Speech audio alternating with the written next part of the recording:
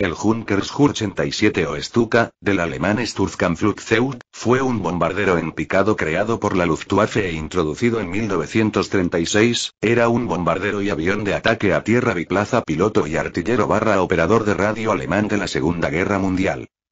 Uno de los datos más interesantes fue el sonido que emitía cuando estaba cayendo en picado.